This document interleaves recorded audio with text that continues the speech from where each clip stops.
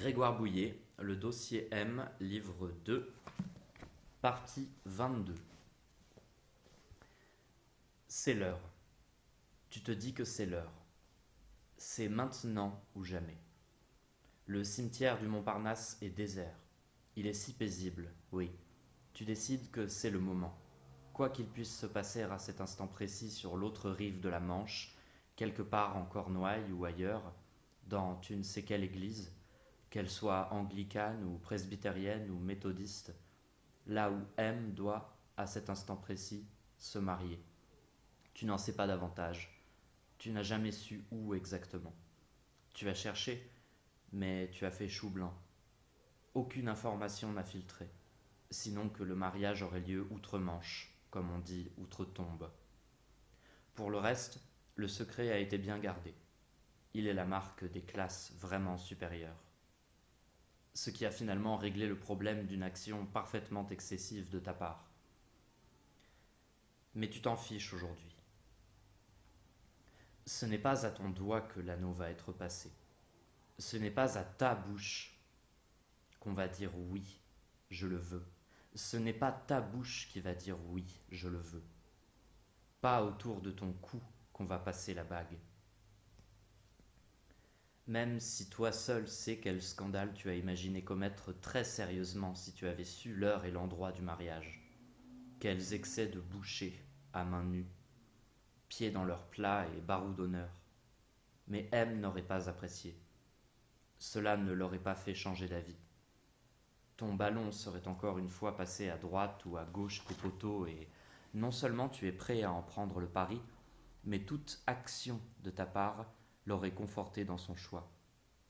Elle n'y aurait vu qu'indécence et obscène intrusion dans son existence, violence et folie, délire de très mauvais goût, ultime confirmation à son mariage et non matière à s'enfuir avec toi.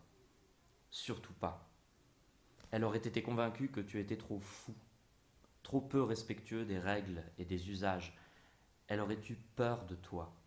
Et, dans le fond, en ton fort le plus profond, tu n'as jamais sincèrement cru que débarquer au beau milieu de sa cérémonie et te mettre à hurler son nom en cognant désespérément contre une vitre aurait le pouvoir de retourner les choses en ta faveur, même très lentement. Tu ne crois plus à ce genre de miracle depuis le lauréat. Tu n'y crois plus à cause du lauréat et du faux dont il est tissé. Sans compter que cela n'aurait rien changé. Car c'est une chose que le mariage de M t'a apprise. La loi interdit et même punit quiconque interrompt ce genre de cérémonie pour des raisons soi-disant sentimentales, pour des histoires de bigamie, pour des raisons de consanguinité. La loi consent à étudier la demande, mais pour des raisons sentimentales, peau de balle. Les raisons sentimentales ne sont pas recevables juridiquement parlant. Elles ne valent pas un clou aux yeux de la loi. Et, par parenthèse, on voit de quel côté est celle-ci. Dans quel camp elle se range. Qui et quoi elle favorise. Je le dis à toutes fins utiles. Pas la peine d'aller faire un scandale dans une église. Si tel n'était pas le cas, ce serait la porte ouverte aux contestations les plus farfelues et démoniaques, paraît-il. Quasiment plus aucun mariage ne pourrait être célébré dans la paix et la bonne humeur assassine, et tu admets l'argument. Sous cet angle, il paraît pertinent.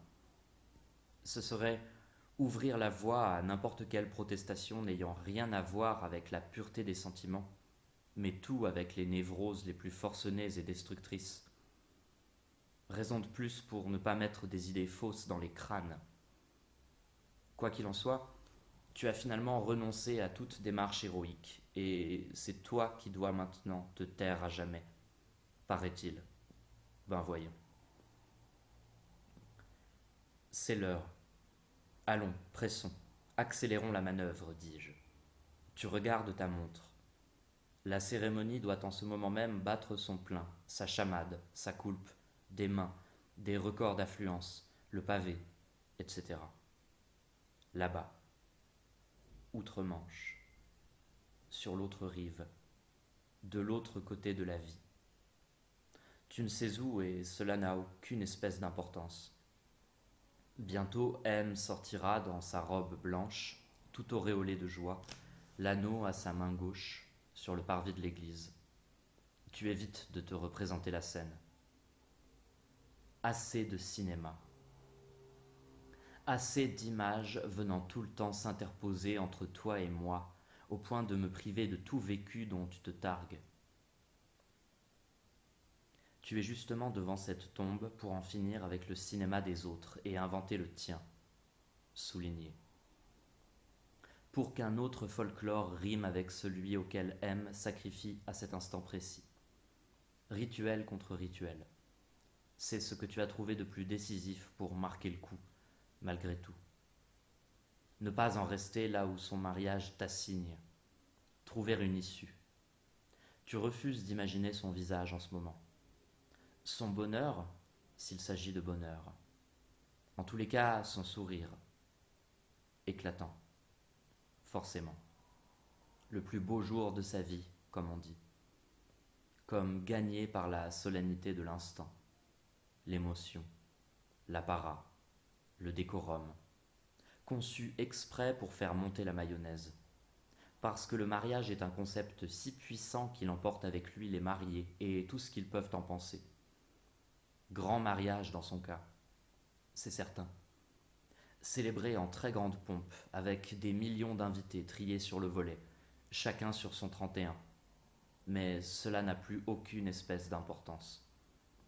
Tu ne veux pas l'imaginer sortant ébloui de soleil au bras de son fiancé, Marie, et le couple parfaitement assorti, esthétique en diable, tout bleu et tout bronzé qu'ils doivent former sous les bravos et les dragées et les grains de riz jetés par brassées, comme des lentilles d'eau toutes pourries.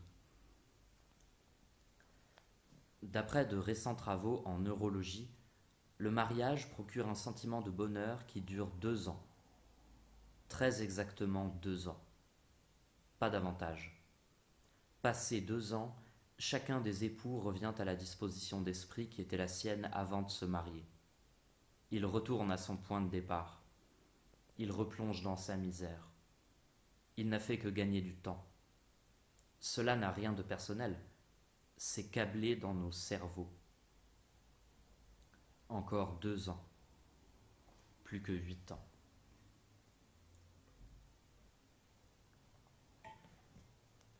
Maintenant ou jamais. Les allées du cimetière sont désertes. Personne dans les parages. Juste une femme là-bas, plutôt âgée, agenouillée, qui remet en ordre des fleurs sur une tombe, les arrose. Qui fera cela pour moi après ma mort?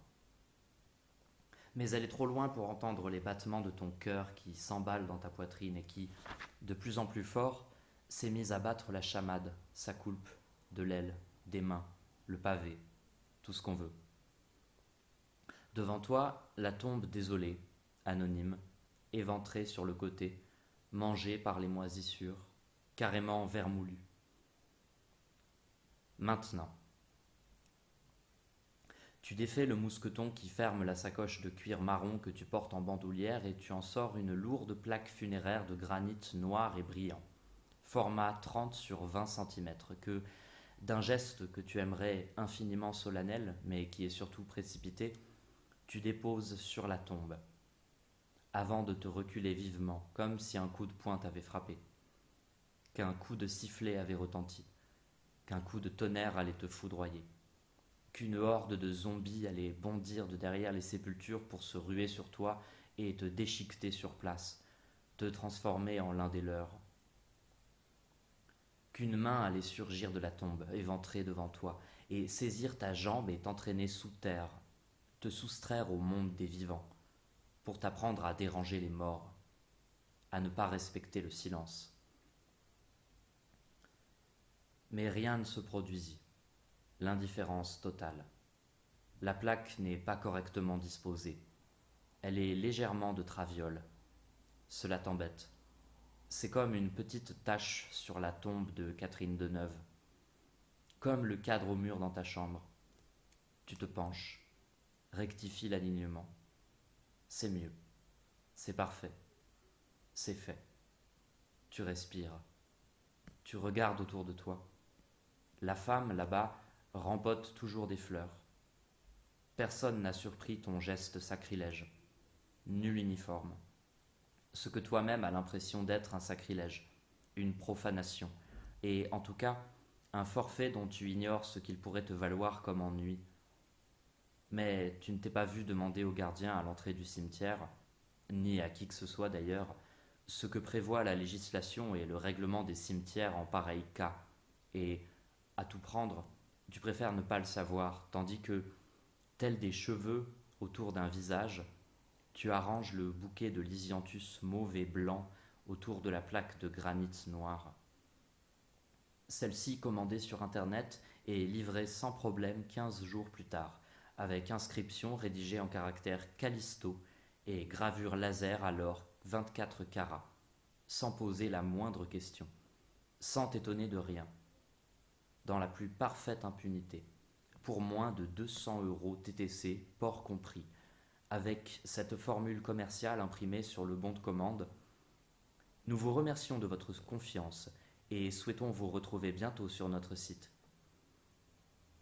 Vive Internet.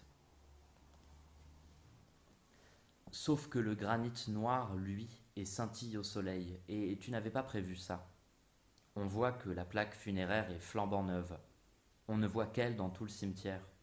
Elle éclabousse de fausseté, tellement elle jure sur cette tombe décrépite, et tout le monde va s'apercevoir que cette plaque n'a rien à faire là. Cela crève les yeux. Encore une fois, la réalité se rappelle à tes artifices. Chiotte. Les gardiens ou les jardiniers du cimetière ne tarderont pas à découvrir la supercherie. C'est sûr. Ou pas. Tu n'en sais rien en fait. Tu verras. Ce sera la surprise, et finalement, c'est peut-être mieux ainsi. Il est parfois préférable de s'en remettre aux autres pour qu'ils terminent ce qu'on a commencé. Car lorsque la plaque aura disparu, ce sera comme un signe. Ce sera le signe que M aura définitivement enterré sa vie de jeune fille. Et ne fallait-il pas que quelqu'un prenne les dispositions nécessaires ? Ne fallait-il pas que sa vie de jeune fille soit enterrée dignement, avec tout le bonheur que tu lui dois, tous les égards dus à son rang, selon un minimum de cérémonial, ne serait-ce que pour la forme, afin qu'elle repose en paix ? Certains sentiments exigent qu'on les mette en terre comme des êtres humains. Pas comme si on les jetait aux ordures, pas comme à Falkenau. Et, ok, je dramatise, ok. Tu dramatisais à l'époque. C'est même affreux comme tu dramatisais. C'était obscène. J'en étais gêné pour toi, ok. Mais je le confirme, tu vivais à ce moment-là une véritable tragédie, à ton niveau individuel des choses.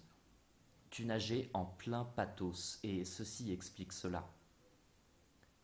Quoi qu'il en soit, te livrer à cette mascarade dans le cimetière du Montparnasse est l'idée qui t'est venue. Celle-ci et pas une autre, et impossible de te dissuader de la mettre à exécution. Désolé, 1000 excuses. C'était ça ou faire un scandale à l'église. Mais tu n'as jamais su dans quelle église M allait se marier. Et il t'est resté cette idée. Par défaut. Faute de mieux. Idée assurément bizarre, mais si quelqu'un en avait une meilleure, il ne s'est pas manifesté. Je veux dire, une idée ne consistant pas seulement à te faire une raison de ce qui t'arrivait, à prendre sur toi, comme on dit, selon la formule consacrée, comme disent avec des petits yeux baveux ceux à qui il n'arrive jamais rien dans l'existence et qui, de ce fait, en prennent à leur aise avec ce que les autres devraient prendre sur eux, mais une idée capable de marquer le coup, capable de rivaliser avec l'assassinat qui avait lieu au même instant dans une église, après avoir été commis à la mairie, comme si tous les pouvoirs matériels et spirituels de France et d'Angleterre l'approuvaient, et même l'encourageaient. Tu restes immobile. Recueilli ? Tu ne peux pas dire. Plutôt pensif. Plutôt le sentiment d'un devoir accompli. Plutôt une sensation de vide. Tu regardes la tombe devant toi, les feuilles mortes et les moisissures qui la recouvrent, le bouquet de lisianthus mauve et blanc joliment disposé, et au milieu, la plaque, avec son inscription en lettres d'or gravées au laser dans le granit noir et brillant. Une chouette composition, très digne, très sobre. C'est tout à fait réussi et M comme ex voto. Voilà, c'est fait. Une bonne chose de faite. Il fallait que tu fasses quelque chose. C'était le meilleur hommage que tu pouvais vous rendre à tous les deux. Adieu, M. Bye, Miss. Soyez heureuse. Tu regardes ta montre. Elle doit être officiellement mariée à l'heure qu'il est. Officiellement inaccessible, quoi officiellement désormais. Et officieusement. Tu aimerais qu'il se passe maintenant quelque chose, n'importe quoi, en guise de larmes, de réconfort. Tu ne sais pas. Quelque chose de formidable, en toi ou hors de toi, une hémorragie ou un éblouissement, une révélation, un déclic, que ton oreille te démange, au moins cela, ou ton nez se mettant tout à coup à saigner, n'importe quoi, même infime, la feuille d'un arbre tombant juste à tes pieds, deux bœufs refusant soudain d'avancer à Montaigu, que se lève subitement un vent puissant, un vent d'ailleurs, et qu'il balaye tout le cimetière du Montparnasse, tout Paris, comme s'il s'agissait du vent de Tarkovsky, comme une gifle nettoyant tout sur son passage et t'emportant avec elle. Mais rien ne vient. Rien ne se met à saigner, ni à te démanger ou à souffler. Aucun bœuf aux alentours. Tant pis. Cela valait la peine d'essayer. Tu n'éprouves qu'une grande fatigue tout à coup. Tu piquerais volontiers un petit roupillon, là, sur la tombe, tourné du côté de la pierre couverte de moisissures. Tu lis et relis l'inscription que tu as fait graver en lettres d'or en caractères calisto, j'allais dire calypso, sur le granit noir et brillant. M. Et en dessous, 1976-2004. Rien d'autre. Qu'ajouter de plus? Cela ferait presque un titre de livre. Je ne dis pas que c'en est un. Prendre une photo et t'en aller. Ta photo du mariage de M. Sigille la vie de jeune fille de M. Ou bien, est-ce toi que tu viens d'enterrer? Ou quoi?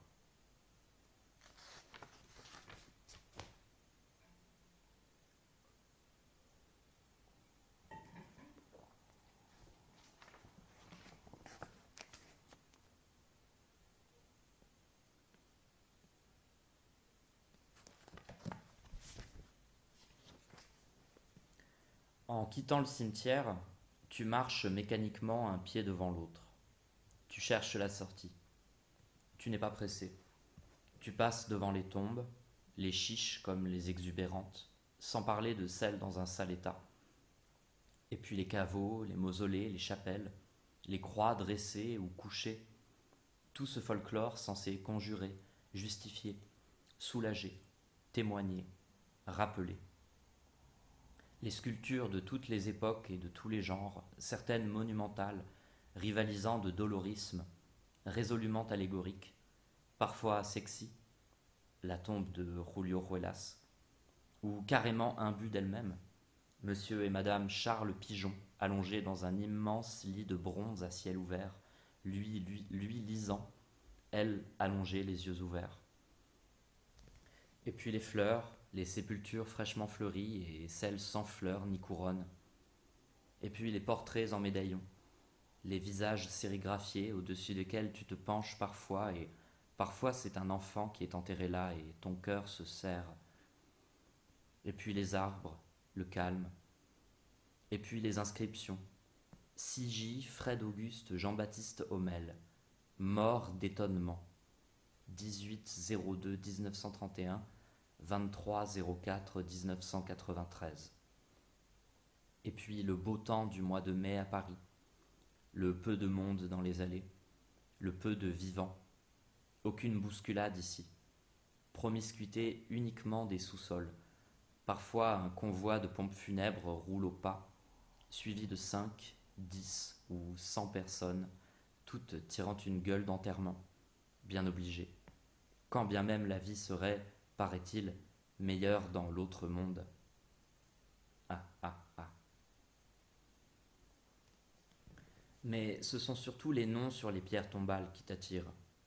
Tu ne peux t'empêcher de les lire, à la volée, comme s'ils étaient les noms d'autre chose. Pierre Vesserlin, Myriam l'Autriche, famille Jassenet, Albert Comitaire, disparu à 19 ans dans le bois de Romard, Anaïs Laura, Zedma Borir, famille Loi, François et Paul Braille, Suzette Gontard, 8 février 1969, 22 juin 2002, Ernest Bigonne, Grand Croix de la Légion d'honneur, Madame Alphonse Boucari, née Suzanne Grain, Luce Tantôt, née Chaumipon, Pierre Bédard, famille Paloboyec, Lucien Lenteur, 1924-1926, Bernard Zalard, Laure Visson, Lola Ramin, famille Enfer, famille bourgeoise, Ursule Sarfas, famille Romigneux, Jean et Patricia Louise Noirmauve, Xavier de Presse de Vaumal, Marie-Alexandrine Boulet, Suzanne Beckett, née d'Écheveau du Ménil, Samuel Beckett, Abdou Zéremar, famille Mousse et Tétard, Grégoire Schonck, Yvonne Lovirigui, famille P. Bornard, Madame Yvette Ravol, née Camuse, famille Gros-Daillou Bédé, Nicolas Jaguer, Lucie Favre, 1990-1998, famille S. Larineur, Néguier Le Pente, Geneviève Marie Cocarneau, André Bordepierre, famille Nolan, famille Codeau, famille Poisson, Aurore Billy-May, ses amis du cygne d'eau, famille Bouillet, Robert, Julie Thérèse, Hazard Meubride, Camille Chao et Chao, ah oui, trop de noms, oh oui, tellement de gens derrière tous ces noms, tellement d'histoires ensevelies, trop de livres, trop de disparitions, trop de niveaux individuels des choses mortes et enterrées. Tu ne trouves pas ton nom, mais ton nom n'est peut-être pas le tien. M aussi va changer de nom. Elle vient là, tout de suite, maintenant, de changer de nom. À cet instant précis, elle ne s'appelle plus elle-même. Elle est devenue autre. Devenue qui? Te barrer d'ici au plus vite.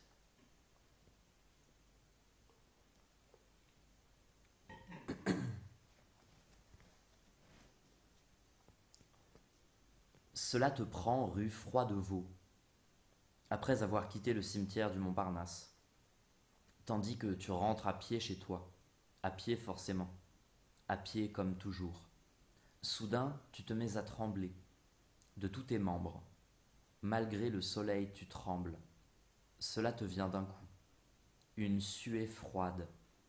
Tu te dis que tu ne marches plus, tu trembles. Tu trembles ainsi droit devant toi sur plusieurs mètres. Le trottoir guide tes pas et, cette fois, tu n'as pas la force de résister au chemin déjà tracé. Tu t'assieds à la terrasse d'un café. Tu n'arrives plus à respirer. Tu regardes les passants sans les voir. Tu vois trouble soudain. Tu te rends compte que tu vois flou. Ta vue est totalement brouillée. Tout apparaît déformé, incertain, informe. Autour de toi, ce ne sont plus que masses étirées, disloquées, couleurs sales en mouvement, comme sorti d'une toile du Gréco. Tu halètes. Tu te rends compte que tu halètes, de peur ou d'autre chose. Tu ouvres la bouche et tu te forces à inspirer profondément, lentement, expirer, inspirer, avaler le plus d'oxygène, et encore, plusieurs fois, tout en frottant tes yeux. Tu as l'impression que ça passe. Oui, ça se calme. Tu le sens. La crise d'angoisse passe. Mais visuellement, ce n'est pas mieux.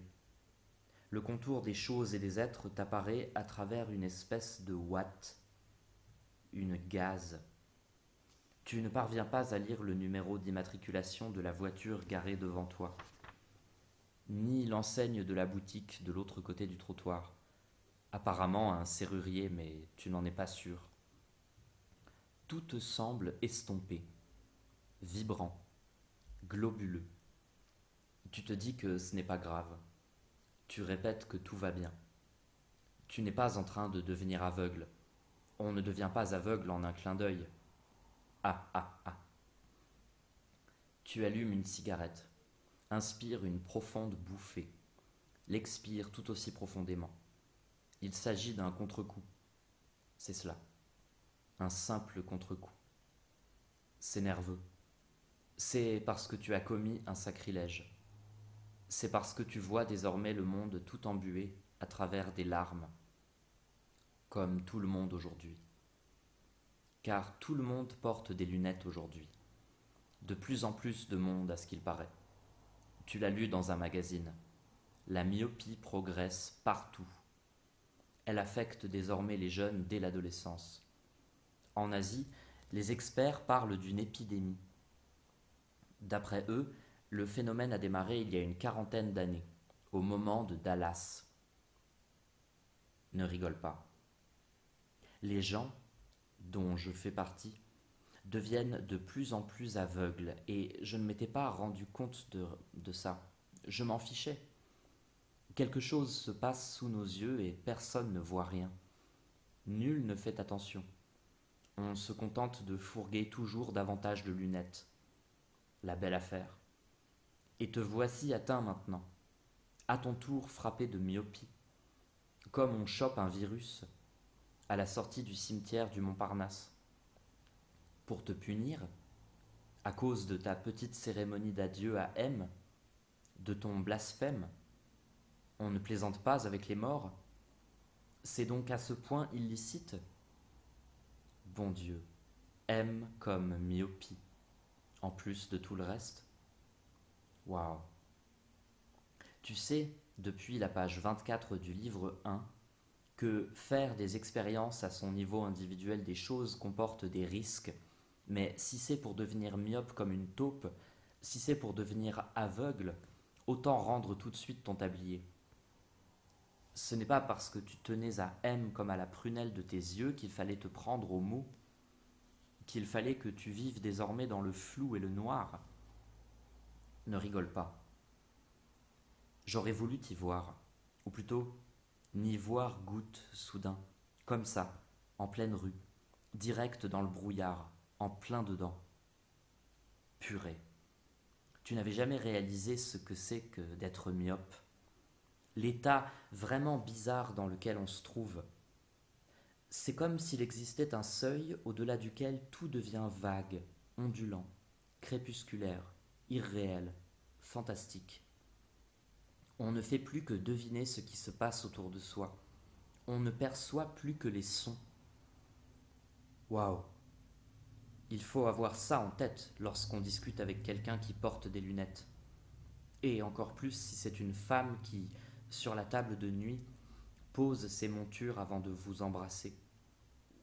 Ne jamais oublier qu'elle perd l'homme de vue à ce moment-là, qu'elle se réfugie dans son monde, dans lequel l'homme n'est qu'un fantôme, ce qui a aussi du bon. Le type n'a plus à craindre que la fille le voie, il échappe à son jugement.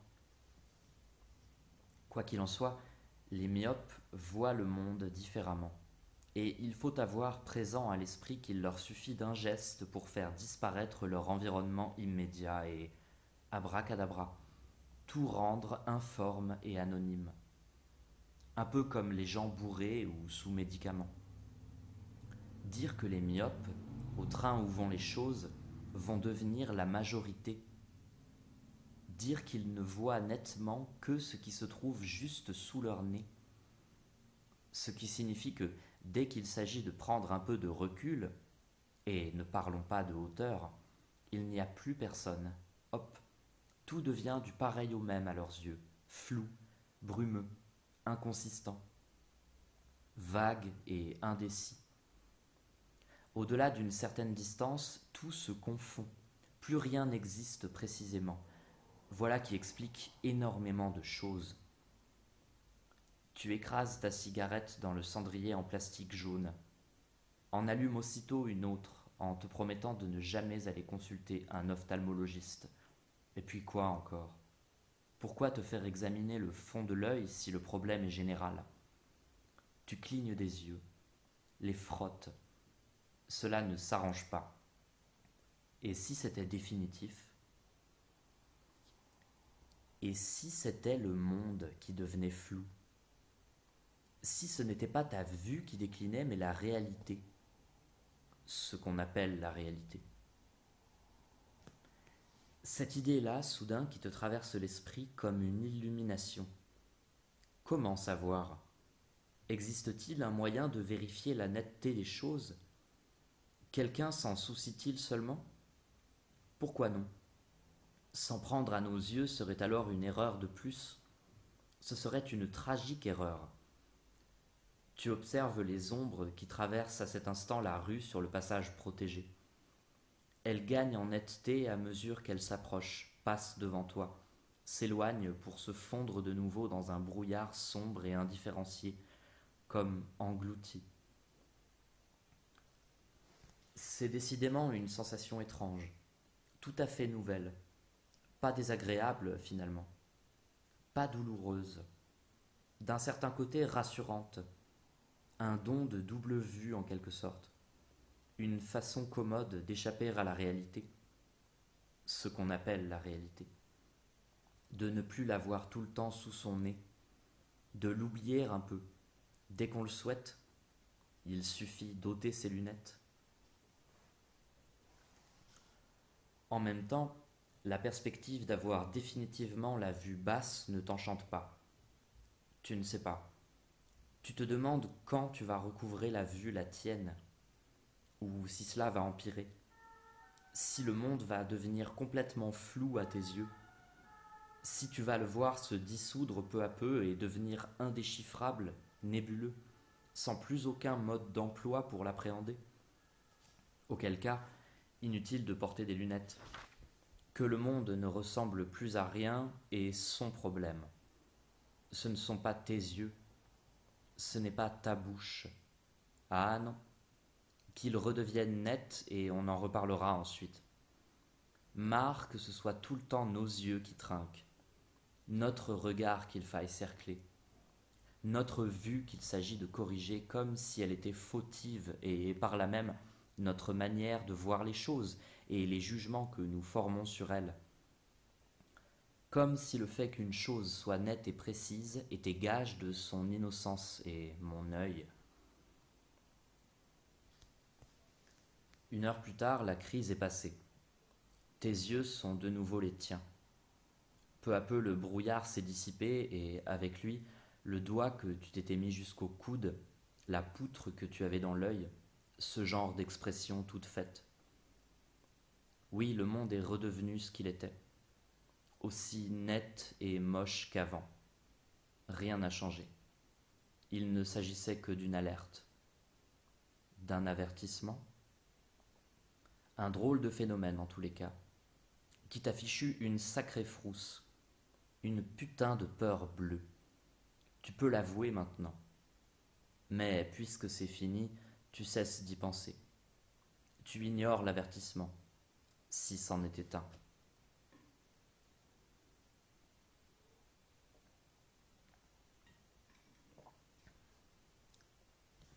Le même jour, mais en soirée. Tu es dans un bar, assis sur un tabouret au comptoir. Tu t'enfiles des whisky-bières en discutant philosophie avec les chips disposés devant toi dans une soucoupe. Dans ton verre teinte le rire qui ne te quitte plus. Tu t'amuses à le faire fondre comme un glaçon, et ce qu'il y a d'enfantin dans la couleur dorée du whisky t'apparaît plus soutenu. Plus tard, tu compares la sensation de brûlure du liquide qui coule dans ta gorge avec celle du verre que tu tiens dans la main. Intérieur, extérieur, répètes-tu. Une mouche se pose sur le bar. Tu sens ton genou te démanger. La mouche s'envole. Cela va-t-il durer encore longtemps comme ça? 10 ans comme ça? Tu songes à des choses et à d'autres. Tu songes que lorsque la colombe de Noé s'en alla et ne revint pas, c'est parce qu'elle avait aperçu une terre ferme. Tu songes que les gens lisent des livres comme ils se regardent dans la glace, pour vérifier que quelque chose ne se voit pas. Et les livres leur renvoient volontiers cette bonne image d'eux. Tu jettes un œil sur les gens dans le bar. Tu te demandes à quel point tu fais maintenant partie des gens. Davantage qu'avant? Ou plutôt moins? Beaucoup moins?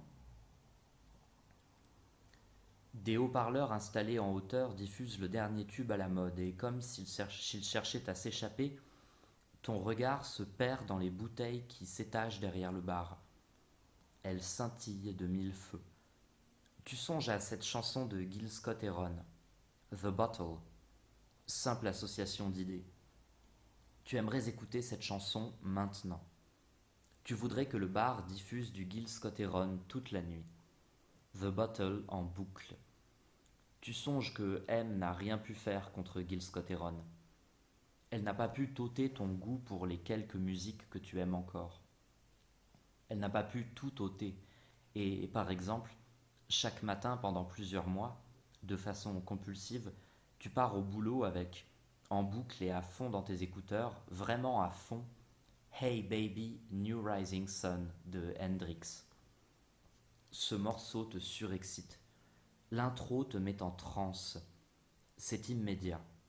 Le groove est si puissant et, en même temps, Hendrix est tellement désinvolte, tellement tendre et lyrique à la fois, tellement félin, tellement quoi? Tu ne sais pas. C'est comme un shoot d'énergie pure. Ce morceau a le don de te mettre dans un état d'euphorie indescriptible. Tu prends le métro, tu marches dans la rue, tu arrives à ton boulot et pendant tout le trajet, tu danses, tu voles, tu chantes à tue-tête dans ta tête « Hey baby, where are you coming from ?» Et toutes les cellules de ton corps chantent à tue-tête avec toi. Elles explosent d'une joie sauvage. L'allégresse t'emporte et il t'arrive de pleurer dans la rue tellement l'émotion te submerge. Et quand tu arrives au boulot, tu es ivre, tu titubes, tu es gonflé à bloc, tu es prêt à bosser. Tu écris dans un de tes petits carnets « S'ils veulent s'inventer un avenir, les gens vont devoir repartir des années 70, du meilleur des années 70. Je veux dire, la liberté d'expérimenter au lieu du calcul forcené de gestion, l'improvisation joyeusement collective plutôt que la programmation tristement individuelle, etc. Mais le risque existe que revienne le pire des années 70, en tant que retour du refoulé, comme on dit, c'est-à-dire l'esprit de dictature, la volonté de tabula rasa, la bêtise délirante, etc. Car maintenant que les années Dallas agonisent, et pour sauver leurs fesses, qu'elles menacent de tout emporter dans un fantastique barou d'honneur, reprendre les choses à l'endroit précis où elles ont mal tourné apparaît logique. L'histoire adore reculer pour mieux sauter. On peut interdire l'ivresse, mais pas la soif. Le bar n'est pas très rempli et tu songes maintenant à Baleine dans Full Metal Jacket. Sa tête au moment de se faire sauter la cervelle dans les chiottes de la caserne. Son regard fou, son air défiguré. affreux, rongé de haine, tellement on lui a tapé dessus. Il se confond avec celui de Jack Nicholson dans The Shining. Tu chasses ces visions. Un mot en amenant un autre, tu penses à cette baleine, dans le Pacifique Nord, du côté de l'Alaska, qui chante faux, qui émet des sons à une fréquence de 52 Hz alors que ses congénères vocalisent des sons qui ne dépassent pas les 20 Hz. Aucune baleine n'émet à 52 Hz. Aucune espèce aquatique connue non plus.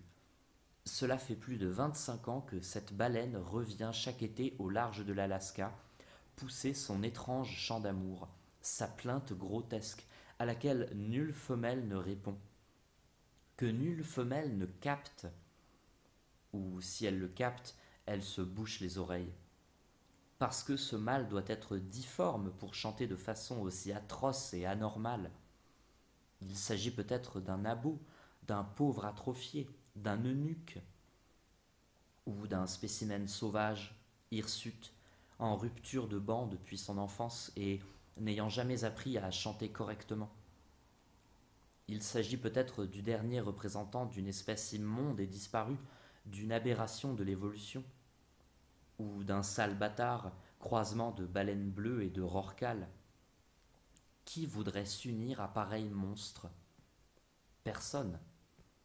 Et la baleine dont les autres disent qu'elle chante faux parce qu'elle ne chante pas comme eux continue d'errer inlassablement dans les eaux glacées du Pacifique Nord. Solitaire, traçant sa route sans fin ni espoir, unique en son genre, elle crie pour personne et aime comme Moby Dick, comme fréquence anormale, comme 52 Hertz, l'âge que j'ai au moment où j'écris ces lignes. En tout cas, tu écouterais bien The Bottle en buvant des coups. Cela fait très longtemps que tu n'as pas écouté cette chanson. Cela te fait du bien de penser à un truc que tu aimes encore et, en l'occurrence, à Gil Scott-Heron. Pas seulement pour sa musique, mais pour le bonhomme aussi. Comme si ce n'était pas lié. Voilà encore un truc que tu ne supportes plus depuis M. Les gens qui séparent les œuvres de la biographie de l'artiste. En même temps, ça te couperait l'appétit de penser aux conditions industrielles d'abattage des bovins au moment où tu manges un bon steak. Tu dois admettre que tu préfères ne pas y songer. Mais l'art n'est pas une industrie. L'est-il? De même, t'énervent aujourd'hui les gens qui applaudissent la forme afin d'évacuer le fond. Ah oui, ceux-là sont très rusés. Ils vantent le génie littéraire d'un Gus et, dans cet éloge, il y a toute leur volonté d'en finir avec sa pensée. Ils jouent le style contre l'auteur. Ah, les saletés! Mais pourquoi penser à ça tout à coup? Pour ne pas penser à M et à sa nuit de noces.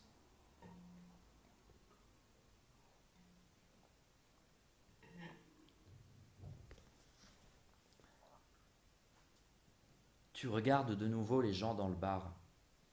Pas trop de monde pour l'instant. Tu regardes de nouveau ton verre. Tu attends. Tu attends que la nuit te prenne dans ses bras. Ou une fille. N'importe quelle aventure. Même déplorable. Pour faire la noce, toi aussi. C'est la nuit ou jamais. Ah, ah, ah. Mieux vaut de toute façon que tu ne restes pas seul. Pas cette nuit. Pas sa nuit de noces. Tandis qu'elle et lui consacrent leur mariage et Burke. Mieux vaut boire, picoler, trinquer à leur santé encore et encore, avec plein de gens autour de toi, pour t'assurer que tu n'es pas seul au monde, au risque de croiser de nouveau Jack Bauer, et il tomberait bien celui-là. Tu es assis au bar et tu ne penses à rien. Tu ne fais qu'inspirer, expirer, inspirer, expirer, entre deux gorgées, avec un détachement absolu, sans personne à côté de toi pour contredire ton existence avec la sienne. Lorsque ton téléphone se met à vibrer, tu regardes l'écran, numéro inconnu, tu fais la grimace, Tu ne décroches pas. Mais 2 minutes plus tard, le téléphone vibre de nouveau. Une fois, 2 fois, 3 fois. Qui ça peut être? Sûrement pas l'administration des cimetières. Pas à cette heure. Tu souris intérieurement. Ok. Tu décroches. Allô? Silence. Tu attends quelques secondes. Allô? Rien. Allô? Toujours rien. Personne. Tu restes un instant silencieux. Rien. Une erreur. Une connerie. Tu coupes la communication. Tu hausses les épaules. Tu replonges dans ton verre et dans tes pensées. Tu n'y penses déjà plus. Tu grignotes des chips. Tu finis ton whisky. Tu en commandes un autre. Lorsque de nouveau le vibreur, et cette fois, cette insistance, quelqu'un cherche manifestement à te joindre, mais sans y parvenir. Quelqu'un t'appelle et c'est indicible, mais quelque chose frémit soudain en toi. Quelque chose tout au fond de toi se fige, se dresse, retient son souffle, comme un bruit dans la nuit met sur le qui-vive. Serait-ce? Mais non. Tu te donnerais des claques d'avoir pareille pensée, des coups de marteau, jusqu'à te défoncer le crâne et qu'il en sorte tout le pu qu'il contient. Cela fait 10 mois que tu n'as pas eu de ces nouvelles. 10 mois que tu n'en espères plus aucune. Tu décroches. De nouveau le silence. Le même silence. Allô? Tu te bouches une oreille pour t'isoler du bruit qui t'environne.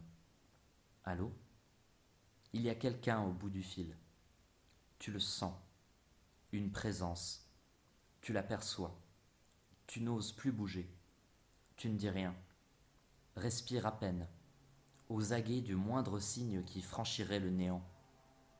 Tu ne veux pas espérer. Tu ne veux pas y croire. Tu es ridicule. Allons, ce n'est pas elle. Ce ne peut pas être elle. C'est qui? Allons, cela fait belle lurette qu'elle ne pense plus à toi. T'as oublié. Qu'on vole. Elle ne pense pas à toi ce soir. Tu n'es aujourd'hui pour elle qu'un événement lointain, brumeux, oublié, qui n'aurait jamais dû se produire. Une miette jetée à la poubelle et bon débarras. Tu es un cadavre dans son placard avec son mariage par-dessus. Qu'est-ce que cela signifie? C'est grotesque. C'est dégueulasse. Allô? Tu colles ton oreille à l'écouteur jusqu'à te faire mal. Tu voudrais déchirer la ligne comme un rideau pour voir qui se cache derrière. Tu ne veux pas raccrocher, ne le peux pas. Tu te dis que la personne va se lasser, qui que ce soit. Elle va finir par dire quelque chose, envoyer un signe, se trahir, trouver le moyen d'eux. Pourquoi appeler sinon? Mais non. Les secondes passent. Elles n'en finissent plus de passer. 1 minute. 2 minutes. C'est insensé. Tu te dis que c'est n'importe quoi de rester suspendu comme ça, au téléphone, suspendu au silence, au néant, à quoi? C'est atroce, c'est complètement débile, et pareil pour la personne à l'autre bout du fil, qui que ce soit. À quoi joue-t-elle? Pourquoi se taire? Pourquoi rester en ligne si c'est pour ne rien dire? C'est qui? Tu fermes les yeux.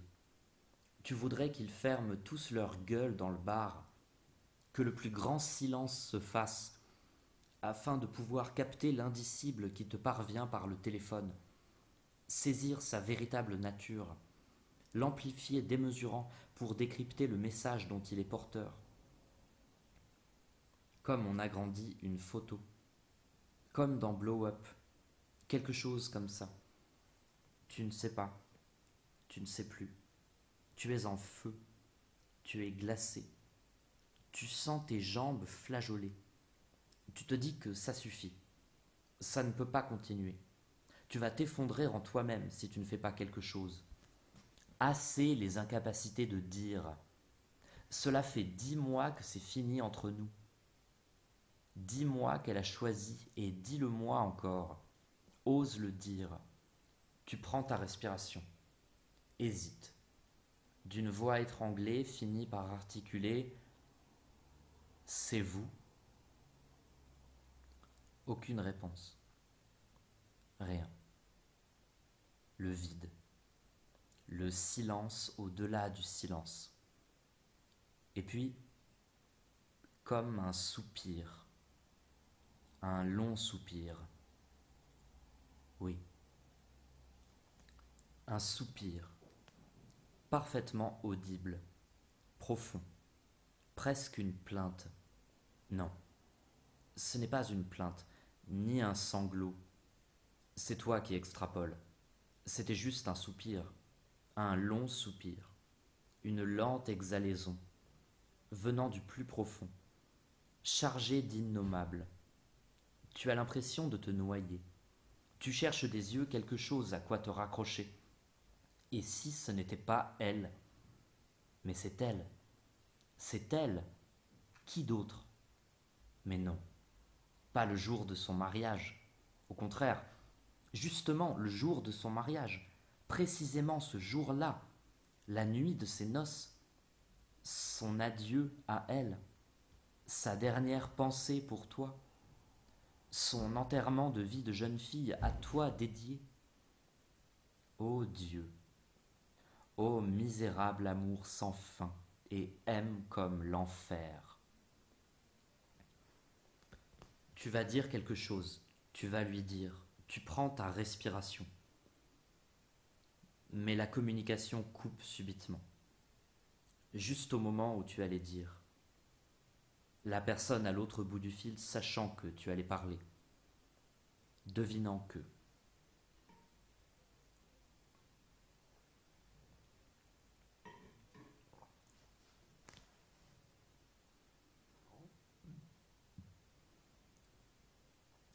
Tu poses avec lenteur le téléphone devant toi sur le comptoir. Tu le contemples. Tu ne le quittes pas des yeux. Ce n'est plus un téléphone. C'est un monstre. C'est une tombe. Et si c'était le mort du cimetière, celui dont tu as dérangé le sommeil, un appel d'outre-tombe. Bon Dieu, et si c'était la mort en personne à l'autre bout du fil, t'appelant pour te demander des comptes, te demander quoi? Tu es en sueur. Te calmer. Tu te dis qu'il faut que tu te calmes. Tu regardes ton téléphone et tu attends qu'il vibre de nouveau. Tu attends longtemps, mais l'écran ne se rallume pas. C'était elle. Tu sais que c'était elle. C'était son silence. Tu n'en sais rien, ce pouvait être n'importe qui. Mais pas 3, 4 minutes. Pas le soir de ses noces. Ce soir-là, justement, sans rien dire, à rester silencieuse, à écouter à l'autre bout du fil, à attendre.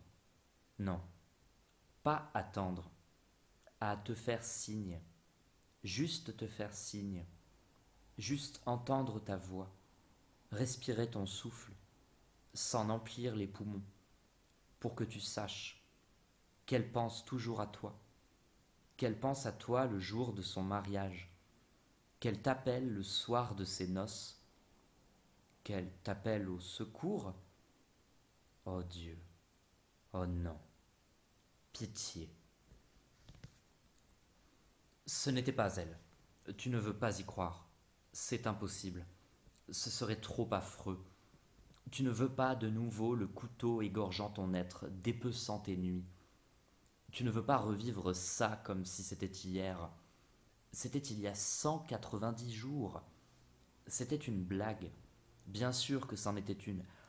Ou une erreur. Une cruauté téléphonique de plus. Après les SMS, cet appel, précisément ce soir-là. Assez. Erreur mon cul. Blague de qui? Tu ne vois pas. Tu ne vois personne. Aucune maîtresse en attente. personne capable de s'amuser à ça. Tu n'as plus aucun contact avec l'extérieur depuis si longtemps. Et ce genre de plaisanterie ne t'est pas arrivé depuis des millions d'années. Quelle affreuse coïncidence ce serait! Quel monstrueux acharnement contre toi! Quelle malédiction sans nom! Quel hasard insensé si ce n'était pas elle! Justement le jour de son mariage, le soir de ses noces, sa nuit de noces, pour te remettre la tête dans le sac, pour renouer le contact. Mais c'était un numéro caché et impossible de rappeler. Tu as tout de suite vérifié. Bien sûr que tu as vérifié. Tu aurais rappelé. D'un mot serais accouru si elle t'avait demandé. Serais allé la chercher. Un seul mot d'elle. Vite la Spider. Pourquoi un soupir et rien d'autre? Pourquoi appeler? Tu es censé comprendre quoi? Faire quoi maintenant? Et si c'était lui? Mais non, c'était le soupir d'une femme. Tu le réalises soudain. Aucun doute, c'était elle. À moins que... Est-ce? L'idée t'arrache une grimace. Tu la chasses d'un revers. Pas du tout son genre. Pas assez sentimental. Pas avec toi. Pas à cet instant. C'était M. C'était elle. Mais pourquoi ne rien dire? Pourquoi juste un soupir? Comme si elle expirait au bout du fil, ou qu'elle prenait plutôt une longue inspiration, prenait la plus profonde des respirations, comme te faisant parvenir quoi? Sa résignation, ses adieux, son dernier souffle de vie, ses regrets, comme lorsqu'on se résout à aller quelque part à contre-cœur, contre sa volonté. Exactement ce genre de soupir, pour dire qu'on n'en a pas du tout envie, avant de raccrocher, avant d'y aller justement. Sa nuit de noces, son devoir conjugal, à contre-cœur, ô Seigneur. Un soupir comme lorsqu'on a le cœur gros. Voilà, c'était ce genre de soupir, exactement ce genre de soupir. Aucun doute. Ce qu'elle avait fait, c'était soupirer. Juste après que tu avais dit « c'est vous ». Et ce n'était pas une question. Dans ta voix étranglée, il y avait son nom en toutes lettres. Il y avait tous tes élans vers elle, encore et toujours, 10 mois plus tard. Il y avait une émotion qui n'était adressée qu'à elle, et dont elle seule pouvait deviner la brûlure. Si c'était elle, elle serait forcément reconnue. Elle avait su, elle avait tout compris, et elle avait poussé un long soupir, juste avant de raccrocher. Elle avait alors pu raccrocher. Cela qu'elle voulait savoir, si tu ne l'avais pas oublié, si tu pensais toujours à elle, si tu l'aimais encore, cette confirmation-là, par téléphone, malgré les jours et les semaines et les mois, malgré ta lettre renvoyée hachée menue dans une enveloppe Kraft, malgré tes espoirs étouffés dans ton poing, lacéré scrupuleusement au cutter depuis tout ce temps, découpé en 1000 morceaux avec des ciseaux, et d'un coup ressuscité. D'un coup restitué comme au premier jour. Il suffisait que quelqu'un t'appelle de façon anonyme et toi, pauvre benet, tu pensais tout de suite à elle. Tu ne pensais à personne d'autre. Ton amour n'était pas du bluff. Il était plus fort que tout et elle pouvait maintenant se marier tranquille puisque tu lui demeurais fidèle, puisque tu lui étais acquis. Ou était-ce pour que tu saches qu'elle pensait à toi, qu'elle t'aimait encore, malgré tout, officieusement, en secret, au plus profond de son âme. Elle ne t'avait pas oublié, elle devait te le dire, même le jour de son mariage. précisément le soir de ses noces, cette pensée pour toi, ce baiser indicible, cet ultime adieu valant éternité. Tu devais savoir, c'était plus fort qu'elle. Elle n'avait pas pu s'en empêcher. Elle ne pouvait pas en dire plus et tu comprenais bien pourquoi. Tout devait rester dans l'incertain splendide, le non dit d'avant le mensonge du langage, le temps le plus intemporel. C'était tellement triste et beau et fort à la fois, la pure mélancolie en circuit fermé et merci bien. Qu'elle ne se gêne surtout pas. Elle pouvait y aller de bon cœur. Ce n'était que toi, après tout. Ce n'était pas elle au téléphone. Impossible, ce n'était pas elle, ce serait trop affreux. C'était elle, s'il vous plaît. Bien sûr que c'était elle. C'était tellement son style. Un soupir et puis s'en va. Une caresse dans le cou et puis plus rien. La bise la plus imperceptible. Son baiser du vampire. Je vous aime et envolé. Disparu. Aime la femme qui s'évanouit tout le temps. L'amour comme un fantôme. Une comète filant dans la nuit. Une chevelure disparaissant au bout du couloir. Le Graal qui ne fait que passer. Le temps de tout dévaster dans ta vie. Tout embraser. Et saludos. Bye darling. Vienne la nuit. Sonne l'heure. Moi le soupirant et elle qui soupire. Quoi ensuite? Assez. Ce n'était pas elle. Non et non. Mais qui d'autre? Quoi d'autre à cet instant entre vous, après tout ce qui s'était passé, après la défaite, sinon un long soupir, le plus profond des soupirs, les regrets les plus téléphonés? Quel mot aurait été à la hauteur, à cet instant précis, le soir de ses noces? Que dire alors qu'elle vient d'épouser une autre vie, qu'elle vient officiellement de renoncer à vous deux, qu'il n'y aura plus de retour en arrière? Quelle tendresse pour la dire sans la dire, à cet instant précis? À jamais, malgré tout. Quelle homélie! Quel oui après qu'elle a dit oui devant Dieu et les hommes! Ô M, pauvre de nous!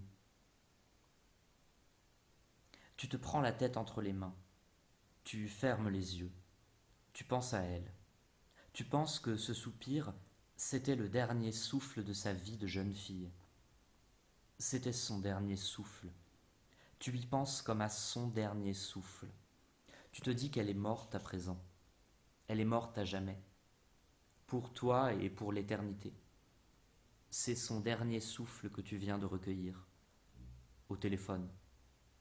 Comme si tu la tenais dans tes bras. Comme si elle était morte dans tes bras. Tu sens les larmes te monter aux yeux. Tu les retiens. Les retenir pendant les 10 prochaines années. Fermer les yeux et ne plus jamais les rouvrir.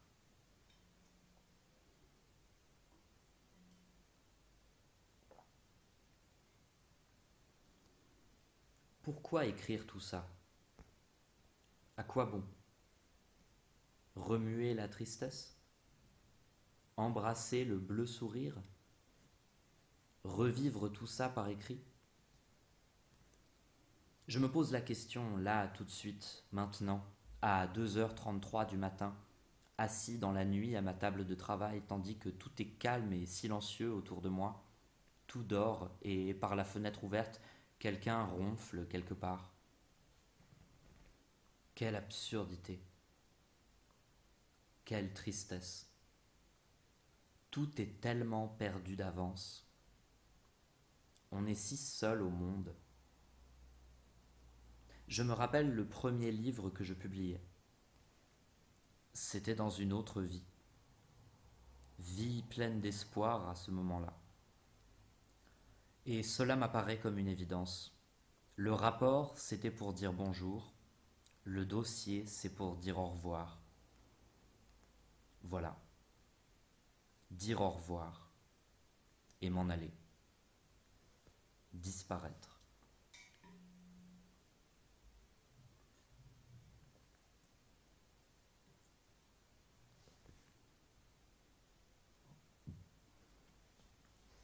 Maintenant que tous les diables sont retournés dans leur boîte et que les clowns sont tous allés au lit, tu peux entendre le bonheur se casser la figure dans la rue et le vent murmurer ton nom, Sweet M. Ton passage à niveau, tu savais que je ne pouvais pas le franchir. Aujourd'hui, tout est si difficile. Vois, je suis juste assis à me vanter avec toutes les promesses que tu m'as laissées. Mais où es-tu ce soir, Sweet M? Je t'ai attendu quand j'étais malade. Je t'ai attendu quand tu me haïssais. Je t'ai attendu dans les embouteillages, alors que j'avais d'autres endroits où aller. Et maintenant, le vent pleure ton nom, Sweet M. N'importe qui peut être comme moi, de toute évidence, mais quand on y pense, peu de gens peuvent être comme toi. Maintenant, un balai nettoie les morceaux brisés de ma vie. Quelque part, une reine pleure. Quelque part, un roi n'a pas d'épouse. Où es-tu ce soir, Sweet M? Les 6 chevaux blancs que tu avais promis sont finalement arrivés au pénitencier. Mais pour vivre en dehors de la loi, tu dois être honnête. Je ne sais pas comment c'est arrivé. Les feux tricolores, ils passent au bleu demain. L'île minuscule a sombré, emportée par le courant. La vie qui exista est morte. Et maintenant, le vent hurle ton nom, Sweet M. Je sais que je vais devoir attendre longtemps. J'ai la fièvre au fond des poches. L'ivrogne perce, il me suit. Mais je ne lui ouvrirai pas la porte. Vois, c'est toi qui as les clés maintenant. Oh, où es-tu ce soir, Sweet M? Le vent se rappellera-t-il jamais les noms qu'il a soufflés? Je suis à présent en prison, eh oui. Il ne faut pas donner ses clés à n'importe qui. Et je me tiens là, sur les ruines de ton balcon, sur la tombe de notre nom. Et le vent crie ton nom, Sweet M. Variation sur Absolutely Sweet Mary de Bob Dylan et The Wind Cries Mary de Jimi Hendrix, sur l'air de Music for the Funeral of Queen Mary de Purcell, version de 1976, direction John Eliot Gardiner.